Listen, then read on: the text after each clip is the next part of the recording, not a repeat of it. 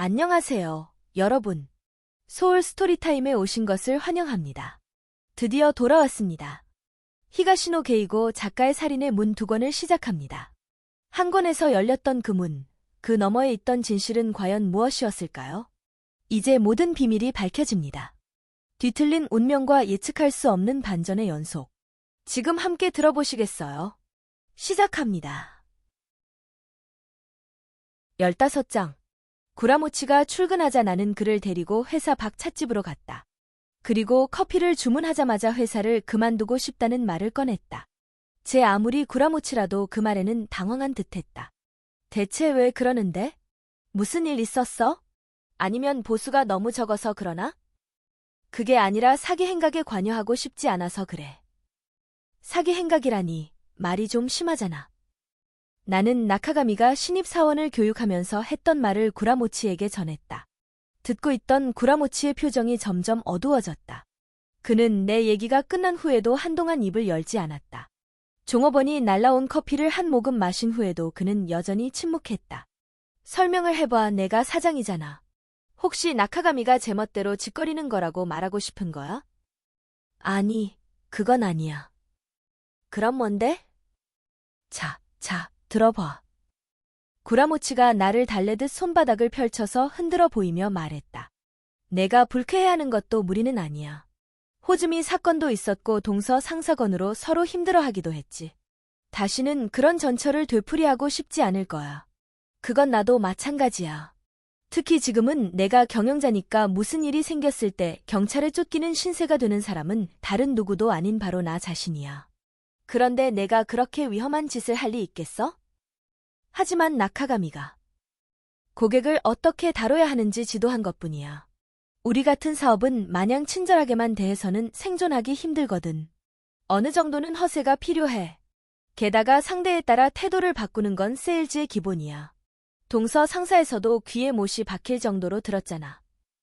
그 회사 얘기는 꺼내지도 마 말도 안 되는 회사였어. 동서 상사가 아니어도 마찬가지야. 다들 하는 지들한 말이지. 특히 증권 컨설팅은 고객을 능수능란하게 다루지 못하면 살아남을 수 없어. 경쟁이 치열해서 페어플레이만으로는 상대를 이길 수 없어. 나카가미 말이 일단 고객이 맡긴 돈은 절대 돌려주지 말라고 하던데. 나는 구라모치를 노려보며 따졌다. 심지어 그게 철칙이라고 했어. 고객이 맡긴 돈을 돌려주지 않는다는 건 이상하잖아. 그러자 구라모치는 눈썹을 찌푸리며 한숨을 푹 내쉬었다. 잠시 후 그는 커피를 한 모금 마신 뒤 표정을 누그러뜨렸다. 별로 이상할 것도 없어. 그건 말 그대로 철칙이야. 뭐라고? 아니, 오해하지는 마. 고객의 돈을 슬쩍 하라는 뜻이 아니야. 고객이 돈을 돌려달라고 하지 않도록 만들라는 뜻이지. 예를 들어 고객에게 A라는 종목을 사도록 해서 그 종목이 올랐을 경우 A를 판 돈을 전부 고객에게 내주는 얼빠진 짓을 하지 말라는 얘기야. A를 파는 건 상관없지만 그 돈으로 다시 B라는 종목을 사도록 만들라는 거지. 즉, 돈을 이동시키라는 거야. 그래야 고객과 우리의 연결고리가 끊어지지 않잖아. 그런 식으로 하지 않으면 고객이 늘지 않아. 이해되지? 구라모치는 아직도 이상한 점이 있느냐고 묻는 듯한 표정을 지어 보였다. 물론 이치에 닿지 않는 말은 아니었다. 하지만 여전히 석연치는 않았다. 나카가미 말의 뉘앙스는 그런 게 아니었어. 그 녀석은 너무 열중하다가 도를 넘는 적이 가끔 있어. 그래서 지나친 표현이 나온 거지.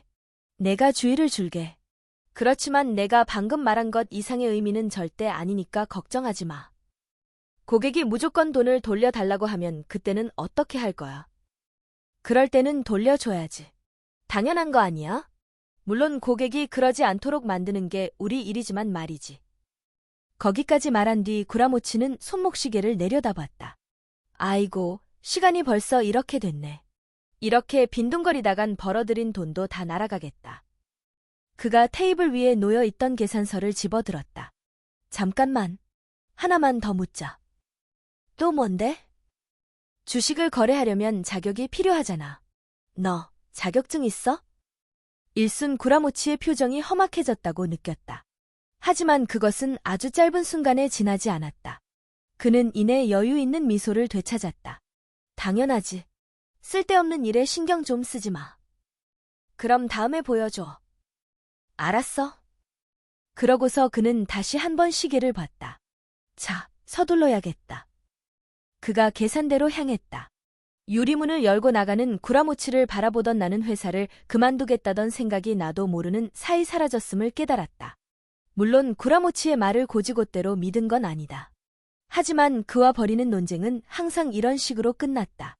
그는 언제나 나보다 한두 걸음 앞서 대답을 준비했고 그런 그에게 나는 아무런 응수도 하지 못했다.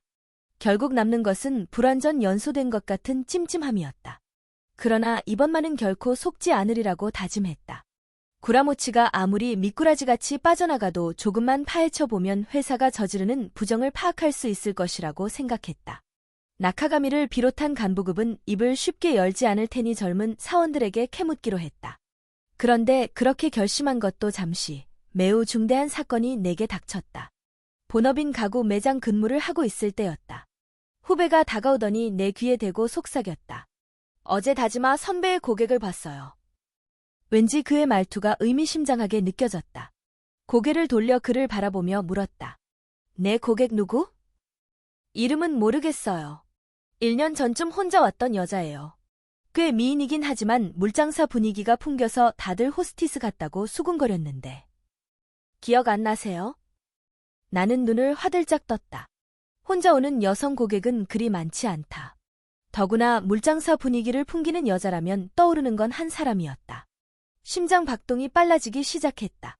데라오카 리에코. 말이야? 후배는 고개를 갸우뚱하더니야. 맞아요. 그런 이름이었던 것 같아요. 라고 대답했다. 어디서 봤어? 술집에서 본 거야? 약간 희죽거리던 후배는 내가 서슬이 펄해지자 얼굴에서 웃음기를 거두고 머뭇거렸다. 그게 롯폰기예요. 롯폰기 대로에서 조금 들어간 곳에 있는 술집에서. 아, 맞다. 명함이 어디 있을 텐데. 그가 지갑을 뒤져 명함을 꺼냈다. 여기에요. 뒤에 약도도 있어요. 명함에는 큐리어스 마스무라 하즈키라고 적혀 있었다. 이 하즈키라는 사람이 그 여자야? 아니에요. 그 여자는 다른 자리에 앉아 있었어요. 등이 다 드러나 보이는 붉은색 드레스를 입었는데 분위기가 그때와 조금 다르긴 했지만 아마 맞을 거예요. 그 여자가 처음 우리 매장에 왔을 때 제가 회원 가입을 도와줬거든요. 그래서 기억해요. 저쪽도 널 알아봤어? 못 알아봤을 거예요. 제가 말을 걸지도 않았고. 이 명함 좀 빌려줄 수 있어? 네, 혹시 선배가 가고 싶으시다면 제가 안내해 드릴 수도 있는데. 후배의 얼굴에는 뭔가를 넘겨짚은 듯한 웃음기가 배어 있었다. 호기심과 함께 공짜 술까지 얻어 마실 수 있을 거라고 생각했는지도 모른다. 아니, 그럴 일은 아니고 그냥 연락할 일이 좀 있어서 그래. 그런데 거기 비싼 술집 아니야? 별로 그렇지도 않아요. 우리가 드나들 정도니까요. 여자들도 그저 그래요. 하즈키라는 여자도 솔직히 말해서 별로였어요. 그렇군. 하여간 가려는 건 아니야. 그래요. 그래도 혹시 가실 거면 저도 데려가세요. 후배의 말에는 반쯤 진지함이 섞여 있었다. 그날 일이 끝나자 나는 적당히 저녁을 때우고 서둘러 롯폰기로 향했다. 하지만 리에코가 일한다는 술집으로 들어갈 생각은 아니었다. 주위에 다른 손님들이 있는 상황에서는 차분히 얘기를 할 수도 없지만 애초에 리에코가 나와 자리를 함께 해줄 거라고는 기대하기 어려웠다. 오히려 나를 보면 행방을 감춰버릴 가능성도 있었다. 목표는 그 술집이 어디 있는지, 그리고 리에코가 정말로 그곳에 근무하는지 확인하는 것이었다. 오늘은 그 두 가지만 달성하자고 마음먹었다. 명함 뒷면에 그려진 약도 덕분에 큐리어스를 쉽게 찾을 수 있었다. 검은 바탕에 흰 글자가 새겨진 간판이 달려있는 흰색 건물 3층이었다. 문제는 리에코가 그 술집에 있는지 없는지 무슨 수로 확인하느냐는 것이었다. 건물 입구를 지켜보고 있자니 사람들이 쉴 새 없이 드나들었고 그중에는 호스티스로 보이는 여자들도 있었지만 그 여자들이 큐리어스에서 일하는지 어떤지는 알 도리가 없었다. 아무나 붙들고 큐리어스에서 근무하는지 확인한 다음 데라오카 리에코라는 여자가 그곳에서 일하는지 물어볼까도 생각했지만 그런 사실이 리에코의 귀에 들어가기라도 하면 그녀가 경계심을 가질 것이므로 결국 약간 떨어진 곳에서 지켜보기로 했다. 하지만 길가에 한동안 서 있다 보니 이대로 마냥 있을 수만은 없다는 생각이 들었다. 술집 문을 닫으려면 아직 한참 있어야 할 시간이었다. 계획을 바꾸어 일단 돌아갔다가 다시 오기로 했다. 자리를 뜨려는데 건물에서 두 사람이 나왔다. 한눈에도 손님과 호스티스임을 알 수 있었다. 고급 양복을 입은 40대 중반 정도의 남자가 가볍게 손을 흔들며 말했다.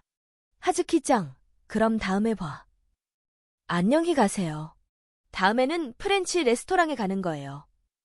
알았어, 알았어, 하며 남자가 멀어져 갔다. 하즈키라고 불린 여자는 남자가 사라질 때까지 그 모습을 지켜보다가 발길을 돌렸다. 저기, 잠깐만요. 내가 등 뒤에서 그녀를 불렀다. 뒤돌아본 그녀가 즉시 영업용 미소를 지었다. 아, 네. 오늘 리에짱 나왔어요. 리에짱요. 그녀의 표정을 보고 그런 이름을 사용하는 호스티스는 없나 보다고 짐작했다. 생각해보니 데라오카 리에코 역시 본명이라는 보장이 없었다. 이름을 착각했는지도 모르겠군요. 어제 큐리어스에서 봤는데 등이 깊이 파인 붉은색 드레스를 입었던데요. 하즈키는 나를 보며 고개를 갸웃거렸다. 어제 이 손님이 왔었는지 생각해보는 듯했다. 동시에 붉은색 드레스를 입은 여자에 대해 기억을 더듬고 있을 것이다. 아, 기미카인가 봐요. 지금 있어요. 들어가세요.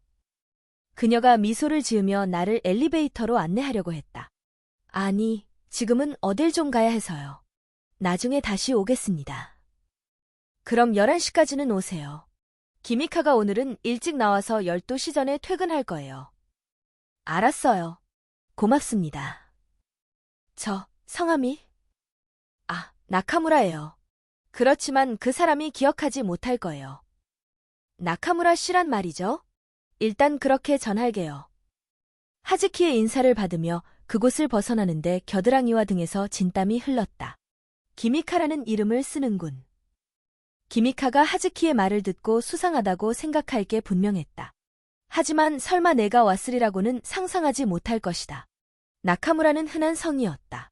어떤 손님인지 지금쯤 열심히 기억을 더듬고 있을 거라고 생각했다. 그녀가 퇴근하기까지는 시간이 많이 남았으므로 나는 카페에 들어갔다. 그곳에서 큐리어스가 있는 건물의 입구는 보이지 않았지만 건물에서 롯폰기 거리로 나오는 사람은 볼 수 있었다. 창가 테이블에서 커피를 마시며 거리의 시선을 고정시켰다. 문득 기시감 같은 것이 느껴졌다. 전에도 비슷한 일이 있었다는 생각이 들었다. 잠시 기억을 더듬은 끝에 그것이 나 자신의 체험이 아니었다는 사실을 깨달았다. 그 옛날 이런 식으로 찻집에 앉아 술집에서 나오는 호스티스를 기다리던 사람은 내 아버지였다. 여자에게 빠져 모든 걸 잃은 어리석은 아버지.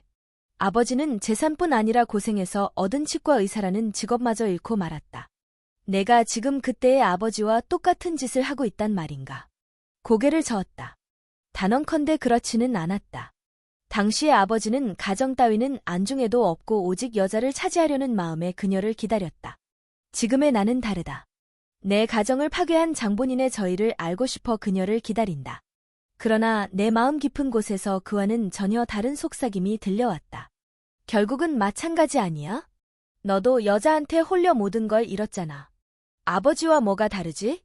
다를 게 하나도 없잖아. 완전히 똑같은 길을 가고 있어. 자기 혐오가 물밀듯이 밀려왔다. 쓸데없는 생각을 떨쳐내려고 안간힘을 썼다. 커피가 한결 쓰게 느껴졌다. 커피 한 잔으로 2시간 가까이 버티다가 찻집을 나왔다. 11시가 가까웠을 때였다. 큐리어스 건물이 한눈에 보이는 곳까지 걸어간 나는 노상에 주차된 벤츠 뒤에 몸을 숨겼다. 아까보다 손님들의 출입이 빈번했다. 엇비슷한 차림의 호스티스가 마나리에코, 아니 기미카를 놓치지 않으려고 눈을 부릅뜨고 바라봤다. 시간이 11시 반을 지나 12시가 가까워지고 있었다. 한 곳에 계속 있으면 사람들이 이상하게 여길 것 같아 장소를 몇 번 옮겼다. 그리고 다시 원래 있던 벤츠 뒤로 돌아가려 했을 때 마침내 건물 입구에 그녀가 나타났다. 데라오카 리에코가 틀림없었다. 화장도 헤어스타일도 그때와 달랐지만 온몸에서 발산하는 분위기가 그때 그대로였다. 롯폰기 거리를 향해 걸어가는 그녀를 미행했다. 말을 걸면 도망칠 것 같았고 그렇다고 다가가서 도망가지 못하게 잡았다가는 비명을 지를지도 몰랐다. 택시라도 타버리면 어쩌나 싶었지만 다행히 그녀는 전철 계단을 내려갔다. 나는 그녀를 끝까지 미행해 우선 사는 곳을 알아내기로 했다. 전철 승강장은 혼잡했다. 나는 들킬 위험을 무릅쓰고 그녀 뒤에 섰다. 그녀는 전혀 눈치채지 못하는 것 같았다. 리에코는 나카메구로에서 전철을 내렸다. 몇 미터 정도 뒤처져 그녀를 따라갔다. 그녀가 어느 역에서 내릴지 몰라 여분의 전철표를 사둔 덕에 자동 개찰기도 문제없이 통과했다. 그런데 역을 빠져나온 후로는 미행하기가 어려웠다. 젊은 여성은 밤길을 걸을 때 뒤쪽에 신경을 많이 쓰기 때문이다. 나는 가로등 불빛에 얼굴이 드러나지 않도록 고개를 수그리고 걸었다. 그리고 설사 그녀가 갑자기 뛰어서 도망간다 해도 얼떨결에 쫓아가는 멍청한 짓을 해서는 안 된다고 다짐했다. 그녀가 일하는 술집도 알았고 내리는 전철역도 알았으니 서두르지 않아도 언젠가는 사는 곳을 알아낼 수 있을 터였다. 리에코는 내 우려와는 달리 밤길에 불안을 느끼지 않는 듯 아무런 경계심 없이 걷다가 마침내 어느 맨션 앞에 다다랐다. 창문이 줄지어 있는 5층짜리 건물이었다. 그녀는 뒤돌아보지 않은 채 맨션 정면 현관을 통해 안으로 들어갔다. 잠시 후 자동 유리문이 스르르 닫혔다. 나는 길 건너편으로 가서 맨션을 바라봤다. 불이 들어와 있는 창문과 깜깜한 창문이 반반이었다. 작은 변화 하나라도 놓치지 않으려고 온 신경을 집중했다. 얼마 지나지 않아 4층 오른쪽에서 두 번째 창문에 불이 들어왔다. 다음 날 일을 마친 뒤 나는 곧장 나카메구로로 향했다. 저녁 8시를 조금 넘겼을 때였다. 맨션에 도착하자 전날 확인해 둔 창문을 길 건너편에서 올려다봤다. 불이 꺼져 있었다. 나는 되도록 사람들 눈에 띄지 않도록 조심하면서 맨션에 다가갔다. 유리문 바로 안쪽 왼편에 우편함이 있었다. 관리실이 있었지만 경비원이 없을 시각인지 창에 커튼이 드리워져 있었다. 주위에 사람이 없는 것을 확인하고서 자동 유리문을 통과해 우편함 앞에 섰다. 창문 배치를 감안할 때 데라오카 리에코의 집은 402호나 407호 둘 중 하나였다. 우편함의 배치로 보아 402호일 가능성이 높았다. 나는 주머니에서 미리 준비해 온 물건을 꺼냈다. 점심시간에 나가서 사온 상당히 큰 핀셋이었다. 그 핀셋을 402호 우편함 밑으로 밀어 넣었다. 그리고 우편물을 집어 조심스럽게 꺼냈다. 맨 위에 놓인 것은 화장품 회사의 광고 우편으로 수취인이 무라오카 기미코로 되어 있었다. 그녀가 리에코라고 확신했다. 혹시 몰라 407호 우편함에서도 우편물을 꺼내봤지만 수취인이 남자 이름이었다. 그 우편물들은 우편함에 도로 집어넣었다. 무라오카 기미코의 우편물들을 양복 안주머니에 집어넣고 서둘러 그곳을 떠났다. 집에 돌아온 나는 옷도 갈아입지 않은 채 훔쳐온 우편물들을 꺼내봤다. 전부 합해 4통으로 그중 2통은 광고물이고 나머지는 개인전 초대장과 미용실에서 온 안내장이었다. 실망스러웠다. 그것만으로는 그녀의 정체를 확실히 알 수 없었다. 하지만 좌절하기에는 일렀다. 본명을 알아낸 것만으로도 큰 수확이었다. 앞으로도 우편물을 훔쳐낼 기회는 얼마든지 있었다. 이상하게 들릴지 모르지만 새로운 즐거움을 발견한 듯한 기분이 들었다. 다음 날 나는 다시 무라오카 기미코의 맨션에 가서 새 우편물을 꺼내고 전날 훔쳤던 우편물을 제자리에 돌려놓았다. 이렇게 하면 우편물을 읽는데 다소의 시간차는 있을지 모르지만 그녀가 자신의 우편물이 검열당한 사실을 알 리 없었다. 그 당시는 아직 스토커라는 표현이 사용되기 전이었지만 만약 그런 표현이 있었다면 내 행위가 다름 아닌 그것이었다. 매일같이 우편물을 체크해서 무라오카 기미코의 생활상과 그녀를 둘러싼 환경을 유추했다. 봉투를 표나지 않도록 여는 것이 상당히 어려웠지만 어려우면 어려울수록 그 안에 든 정보가 가치 있는 것처럼 느껴졌다. 귀찮다는 생각은 하나도 안 들었다. 신용카드 명세서를 꺼낼 때에는 가슴이 뛰는 것을 진정시키느라 애를 먹었다.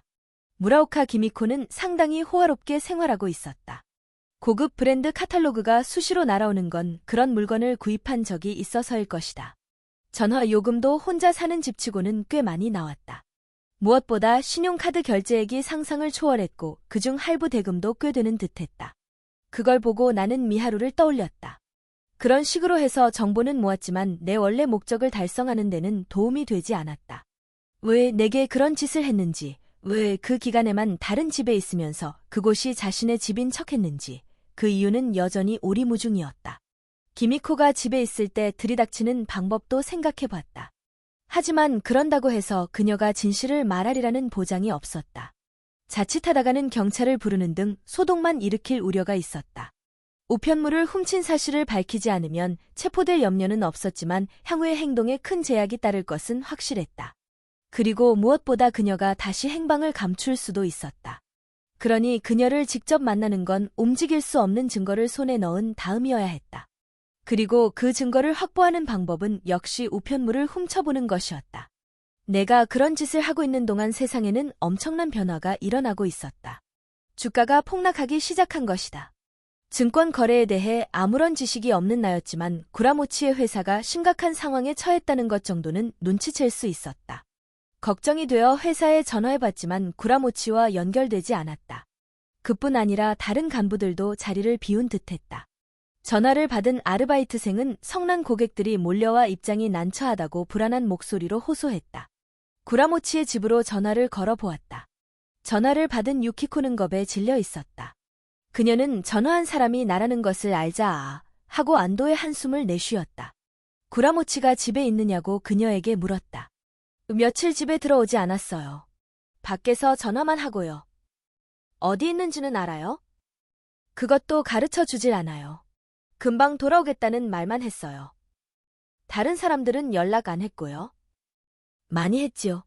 저한테 화를 내는 사람도 있었어요. 남편이 어디 갔는지 모른다고 해도 믿지 않더군요. 그런데 어떻게 우리 집 전화번호를 알았을까요? 아르바이트생을 협박해서 알아냈을 거라고 추측했지만 유키코에게는 말하지 않았다. 전화를 끊고서 나도 모르게 미소를 지었다. 마침내 구라모치가 궁지에 몰렸다. 지금까지는 제멋대로 살아왔지만 세상은 그렇게 만만치 않다.